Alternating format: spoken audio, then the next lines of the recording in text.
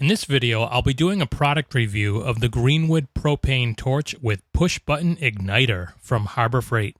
So I don't know why, but it's always been a desire of mine to own my own flamethrower. And oh yeah, baby, now I have one. Why do I need one of these, you might ask? This right here is what we need something like this for. This is a paver walkway that I've set up for Carolyn to get to our compost pile.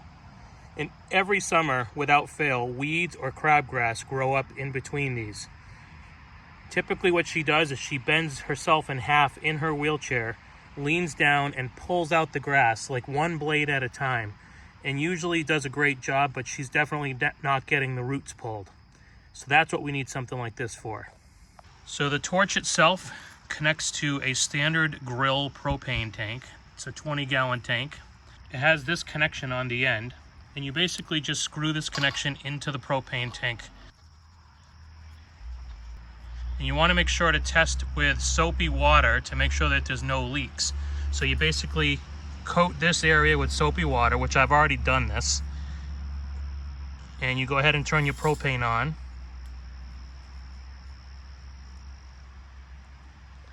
And then you come back to the torch itself, and you're going to notice that there is a red ignite button on the torch itself.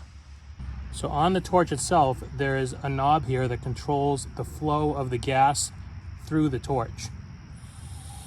And you'll hear when you turn it on, you'll hear the gas coming out. So what I'm going to do is just turn it on ever so slightly, and then I'm going to push the red ignite button.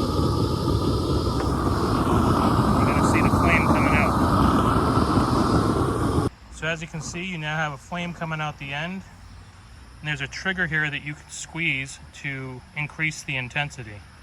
Now it does get really powerful and really loud very quickly. So I'm going to go ahead and just do a quick test right here.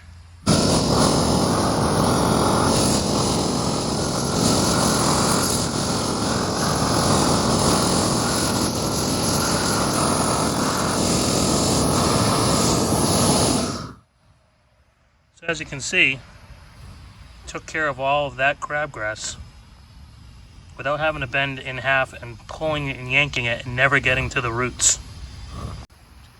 And when you're done using it, be very careful because this tip of the torch is extremely hot. But you go to the tank first and shut the fuel supply off there. So I've gone ahead and I shut the fuel off at the tank itself. And now you just let the torch itself burn out the rest of the fuel.